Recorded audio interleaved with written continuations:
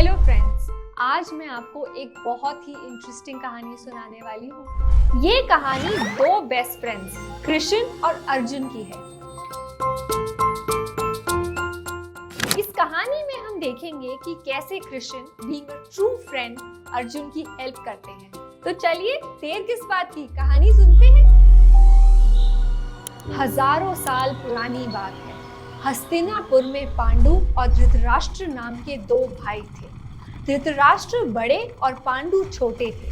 धृतराष्ट्र देख नहीं सकते थे, इसलिए पांडु राजा बने। पांडु के 5 पुत्र थे, युधिष्ठिर, भीम, अर्जुन, नकुल और सहदेव, जिन्हें पांडव कहा जाता था। और धृतराष्ट्र के 100 पुत्र थे, जिन्हें कौरव कहा जाता था। पांडु बहुत बीमार रहते थे और जल्द ही भगवान के पास चले गए।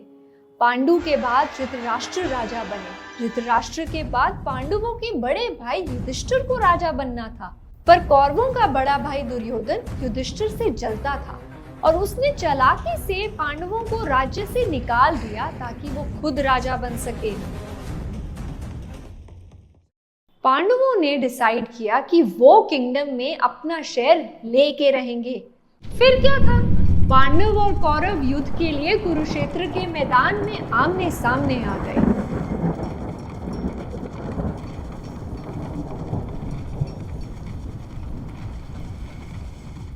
The battlefield showed two armies face to face, Krishna और Arjun on a chariot and Krishna being the charioteer. Shri Krishna Arjun के बेस्ट फ्रेंड थे, इसीलिए वो अर्जुन के सारथी बने। वो अर्जुन के रथ को दोनों सेनाओं के बीच में ले गए। अर्जुन अपने कजिन्स और रिलेटिव्स को देखकर थोड़ा नर्वस हो गए और कृष्ण से बोले, नहीं, क्या हुआ पार्थ? मैं ये लड़ाई नहीं करना चाहता, ये सभी तो मेरे अपने हैं। मैं इनसे लड़ाई कैसे कर सकता हूँ? मैं अपना धनुष भी ठीक से नहीं पकड़ पा रहा। कृष्ण, अब तुम ही मेरी हेल्प करो। कृष्ण बोले, अर्जुन मेरे दोस्त, भूलो मत कि तुम एक योद्धा हो, एक वॉरियर।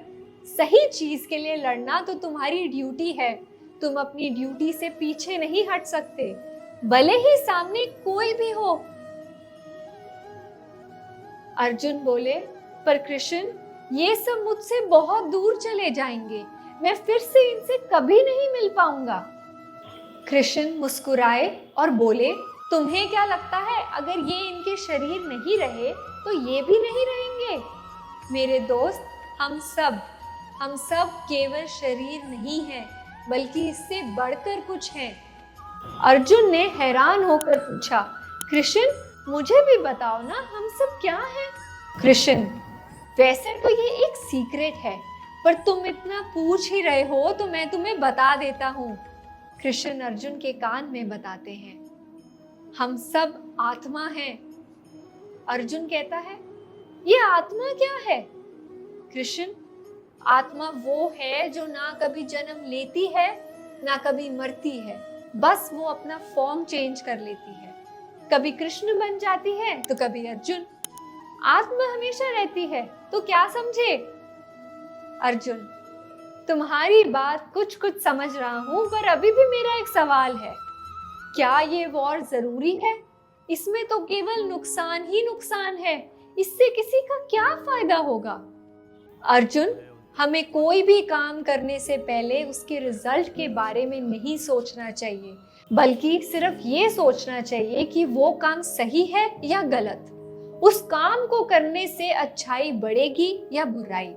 अगर वो काम अच्छा है तो हमें उसे जरूर करना चाहिए। इसी तरह अर्जुन ने कृष्ण से कई सवाल पूछे और कृष्ण ने एक एक करके अर्जुन के सभी सवालों का जवाब दिया, जिसे सुनकर अर्जुन के सारे डाउट्स क्लियर हो गए। अर्जुन ने तुरंत अपना धनुष बाण उठाया और युद्ध के लिए तैयार हो गया। युद्ध में पांडव जीते और युधिष्ठिर राजा बने। तो बच्चों, अर्जुन की तरह हमारे मन में भी कुछ डाउट्स आ सकते हैं, तो हमें अपने डाउट्स क्लियर करने के लिए भगवत गीता पढ़नी चाहिए या अपने टीचर्स और पेरेंट्स की हेल्प लेनी चाहिए उन्हें पढ़ने के लिए। अब आप कुछ समझे? Thank you so much for watching this video.